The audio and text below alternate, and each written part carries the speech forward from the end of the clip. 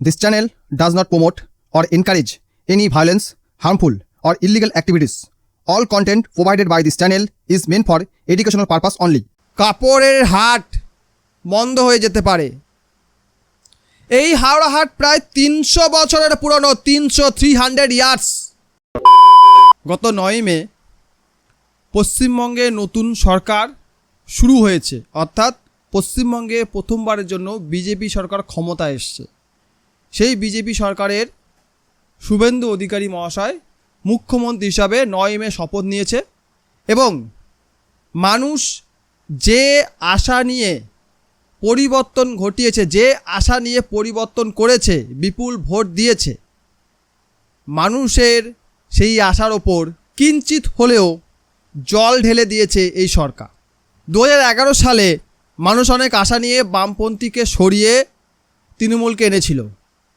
তৃণমূল সরকারও কিন্তু একইভাবে মানুষের সাথে খেলা করেছে, মানুষের কষ্ট বোঝেনি, মানুষের দুঃখ বোঝেনি।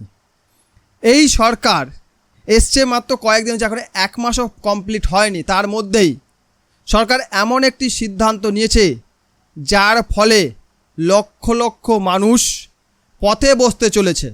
সরকার অনেকগুলি সিদ্ধান্ত নিয়েছে, যেমন আটকে থাকা প্রায় 61টি রেল প্রজেক্টকে গ্রিন সিগন্যাল দিয়েছে, অনুমোদন দিয়েছে।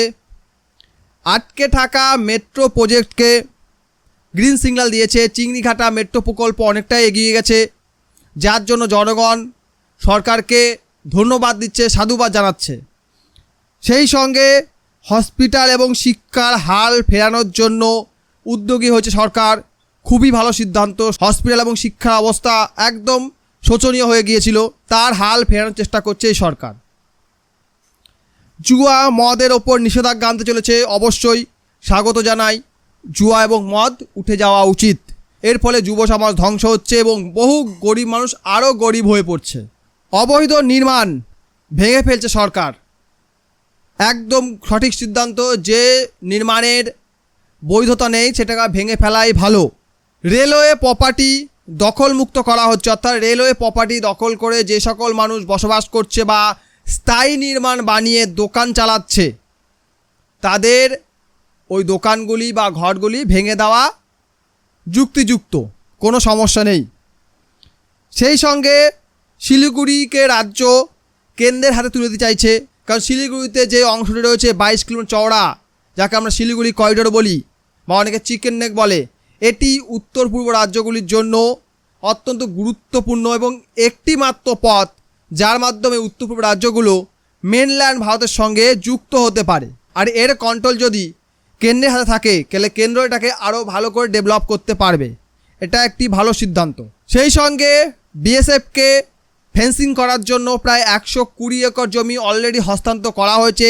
সেই নিয়ে বিএসএফের সঙ্গে বিজেপি সংঘাত চলছে, বিজেপি বাধা দিচ্ছে। এই নিয়ে আমার এই চ্যানেলে ভিডিও আসছে, আপনারা চাইলে ভিডিওগুলো দেখতে পারেন।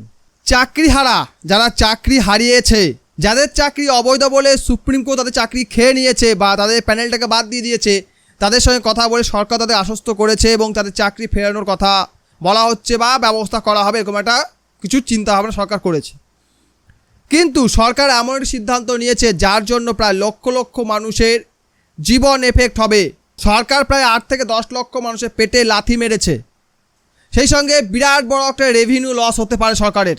শুধু আমাদের রাজ্য নয়, পার্শ্ববর্তী রাজ্যেরও ক্ষতি হবে এই সিদ্ধান্তে। কারণ সরকার হাওড়া হাট বা মংলা হাট তাকে তুলে দেওয়ার পরিকল্পনা করছে। হাওড়া ময়দান সংলগ্ন রাস্তা এবং ফুটপাতে মংলাহাটে ব্যবসায়ীরা বসতে পারবেন না।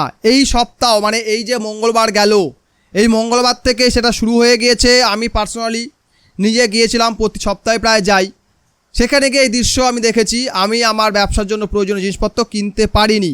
সরকারের যুক্তি হচ্ছে হাওড়া ময়দান চত্বরে হাওড়া পুরসভা, জেলা শাসকের দপ্তরের সামনে মহাত্মা গান্ধী রোড, হাওড়া জেলা হাসপাতাল, হাওড়া আদালত এবং এসডিও দপ্তরের সামনে ঋষি বঙ্কিম সরণি, হাওড়া থানার সামনে নিত্যানন্দ মুখার্জি রোড, হাওড়া গার্লস কলেজের সামনে চার্চ রোডের মতো রাস্তা বা হাওড়া ময়দান চত্বরের রাস্তা বা ফুটপাতে আর মঙ্গলবারে মঙ্গলহাটে ব্যবসায়ীরা কাপড় জামা নিয়ে বসতে পারবেন না। শুধু তাই নয়, মঙ্গলহাটের ভবনগুলি থেকে দিনের ব্যস্ত সময়ে মাল নামানো যাবে না। সেখানে মাল রাখাও যাবে না, এরকম নির্দেশিকা দেওয়া হয়েছে রাজ্য সরকার তরফ থেকে। এবং এতে কি হতে পারে, কি ক্ষতি হতে পারে? এর ফলে 8 থেকে 10 লক্ষ মানুষ এফেক্টেড হবে। সেই সঙ্গে ভারতবর্ষের একটি ঐতিহ্যবাহী কাপড়ের হাট বন্ধ হয়ে যেতে পারে। এই হাওড়া হাট প্রায় 300 বছরের পুরনো, 300 ইয়ার্স। আজকের নয়, এটা এইভাবে ব্যবসা চলছে আজ থেকে নয়, 300 বছরের পুরনো। ব্রিটিশ আমলের আগে এই হাট তৈরি হয়েছে, আজকের নয় এটা। এই হাটে প্রতি সপ্তাহে প্রায় 450 কোটি টাকা টার্নওভার হয়, 450 কোটি। বছরে 23,400 কোটি টাকা টার্নওভার হয় একটা হাট থেকে। এই হাটে শুধুমাত্র পশ্চিমবঙ্গের মানুষ কেনে না, পশ্চিমবঙ্গে পার্শ্ববর্তী রাজ্য বিহার, উড়িষ্যা, ঝাড়খণ্ড এবং নর্থ ইস্টের বহু রাজ্য এখান থেকে জামা কাপড় নিয়ে যায়। এটা ছেলে খেলার জিনিস নয় এটা। এখানে প্রায় 60,000 টেইলার যারা সেলাই করে তারা আসে এবং প্রায় 10 থেকে 12 লক্ষ মানুষ এই হাটের ওপর ডিপেন্ড। শুধু 10 থেকে 12 লক্ষ মানুষ যে ব্যবসা করে খায় তাই নয়, বা কাজ করে তাই নয়। এই হাট থেকে যদি জিনিস কেনা বেচা বন্ধ হয়, জিনিসের দামপত্র বেড়ে যাবে, জামা কাপড়ের দাম বেড়ে যাবে এবং এর এফেক্ট কিন্তু পশ্চিমবঙ্গের প্রতিটি মানুষের পকেটেই পড়বে। পশ্চিমবঙ্গকে বলা হচ্ছে নাকি টেক্সটাইল হাব বানানো হবে। যদি টেক্সটাইলের অন্যতম একটি জায়গা বাজারকে নষ্ট করে দেওয়া হয়, বন্ধ করে দেওয়া হয়, তাহলে সেই স্বপ্নই রয়ে যাবে, খাতায় কলমে রয়ে যাবে। লক্ষ লক্ষ মানুষ তাদের জীবিকা হারাবে। তাই সরকারের কাছে বিনীত অনুরোধ, এটাকে পুনর্বিবেচনা করা হোক। সরকার যে বলছে রাস্তা আটকে ব্যবসা করছে, সপ্তাহে মাত্র 2 দিন হয়, তাও আবার রাত্রেবেলা। রাত্রে কোন গাড়ি যায়? এবং হাওড়া হসপিটালের সামনে রাস্তা ফাঁকাই থাকে, ওখান থেকে এত বছর ধরে রোগীর গাড়ি যাতায়াত করছে, কোনো সমস্যা নেই। ফ্লাইওভার থেকে গাড়িগুলো নেমে অবাধে নবান্নের দিকে চলে যাচ্ছে, দ্বিতীয় হুগলির দিকে চলে যাচ্ছে, কোনো সমস্যা নেই। ওই রাস্তাটা পরিষ্কারই থাকে, ওই দিকে দোকানপাট বসে না। তাই সরকার যে সিদ্ধান্ত নিয়েছে ফুটপাত পরিষ্কার করো, ফুটপাত পরিষ্কার করুন, কোনো সমস্যা নেই। ফুটপাতে যারা প্রতিদিন ব্যবসা করছে, 24 ঘন্টা ব্যবসা করছে, তারা দখল করে স্থায়ী কাঠামো বানিয়ে নিয়েছে, তাদেরকে সরিয়ে দিন। হাওড়া হাটে কিন্তু কেউ স্থায়ী কাঠামো বানিয়ে নেই এবং যে সকল জায়গায় কাউন্টার রয়েছে বা স্থায়ী দোকান রয়েছে সেগুলো কিন্তু সরকারি জায়গায় তৈরি। সরকার ওগুলো তৈরি করে দিয়েছে অনেক জায়গায়, অনেক জায়গায় প্রাইভেট বিল্ডিংও আছে, সরকারিভাবে বিল্ডিং তৈরি করে দেওয়া হয়েছে। তেলঘাট যেটা আছে ওই দিকে গেলে দেখতে পাবেন সরকারি ঘর রয়েছে, ওখানে ব্যবসায়ীরা ঘর ভাড়া করে মালপত্র রাখে।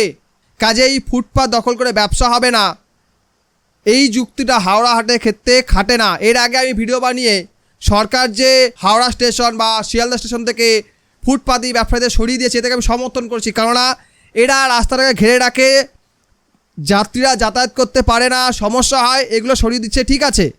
কিন্তু হাওড়া হাটের মতো একটি জায়গা, যেটি একটি ঐতিহ্যবাহী অন্যতম টেক্সটাইল হাব, এটা বিশাল বড় একটি বাজার, ছোটোখাটো একটা ব্যাপার নয়। এটা 450 কোটি টাকা টার্নওভার প্রতি সপ্তাহে হয়, বছরে 23,400 কোটি টাকা টার্নওভার হয় আনুমানিক, এর চেয়ে বেশিও হয়। এটা বন্ধ হয়ে গেলে 10 থেকে 12 লক্ষ মানুষ তাদের পেশা হারাবে, সেই সঙ্গে জামা কাপড়ের দাম বাড়বে এবং সরকার একটি বিশাল বড় জনরোষের মুখে পড়ে যাবে। কাজেই সরকারের কাছে আমার একটি অনুরোধ, এটা নিয়ে পুনর্বিবেচনা করুক। সরকার টাইম বেঁধে দিক, রাত 12টা থেকে সকাল 7টা অবধি খোলা থাকবে, কোনো সমস্যা নেই। কারণ আমরা যাই 1-2 ঘন্টার মধ্যে বাজার করে চলে আসি, দোকানদাররা আসে 4-5 ঘন্টা কেউ থাকে না, কারণ মাল আনে বিক্রি হয়ে চলে যায়। তা 7টার পরে কেউ থাকেই না সেরকম। 7টা পরে গেলে আপনি হোলসেলে মার্কেটে মাল পাবেন না। যারা 7টার পরে বসে থাকে তারা খুচরো ব্যবসায়ী, তারা খুচরো মাল বিক্রি করে। কিন্তু পাইকারি যে মার্কেটটা হয় ওই মার্কেটটা বন্ধ করা যাবে না, ওটি বন্ধ করে সরকার বিশাল বড় একটি জনসমস্যার মুখে পড়বে। আমি দেখলাম যারা সরকারের প্রশংসা করে ভিডিও বানাচ্ছে বা নিউজ চ্যানেলগুলো, তারা কিন্তু এই খবরটাকে কেউ সেইভাবে কভার করেনি। আমি একটা নিউজ চ্যানেলে দেখলাম একবার মাত্র বলা হয়েছিল যে বসতে দেওয়া যাবে না, সরকার উচ্ছেদ করছে, ব্যাস এইটুকু করে ছেড়ে দিয়েছে। নেগলেক্ট করে ছেড়ে দিয়েছে, কিন্তু এর ওপর লক্ষ লক্ষ মানুষের জীবিকা নির্বাহ করছে। এবং যারা জামা কাপড় কিনে ব্যবহার করে, প্রতিটা মাসে ব্যবহার করে, যারা শোরুম থেকে কিনে বা বড় দোকান থেকে কিনছে, শোরুমের কথা বাদ দিলাম, যারা বড় দোকান থেকে কিনছে, যারা বড় ভাবছে, ওই মালও কিন্তু এখান থেকে যাচ্ছে। শোরুমের মালটাও এখান থেকে সাপ্লাই হচ্ছে। আর ছোটো করে দোকানের কথা ছেড়েই দিলাম, আমরা তো এখান থেকেই মাল কিনে ব্যবসা করে। প্রত্যেকের পকেটে টান পড়বে। আর সরকার যে বিপুল সংখ্যাগরিষ্ঠতা নিয়ে ক্ষমতায় এসছে, এই সরকারও কিন্তু বিক্ষোভের মুখে পড়বে। এই নিয়ে আপনার মতামত জানাবেন, আর ভিডিওটাকে বেশি করে শেয়ার করবে যাতে সরকারের কোনো আধিকারিকের কাছে পর্যন্ত পৌঁছে যায়। আমি কখনো বলি না এই ধরনের কথা, কিন্তু আজকে বলতে বাধ্য হচ্ছে। এটা এমন একটি পদক্ষেপ, যেই পদক্ষেপের ফলে বহু মানুষের জীবিকার ওপর এফেক্ট হবে। ভিডিও দেখার জন্য অসংখ্য ধন্যবাদ।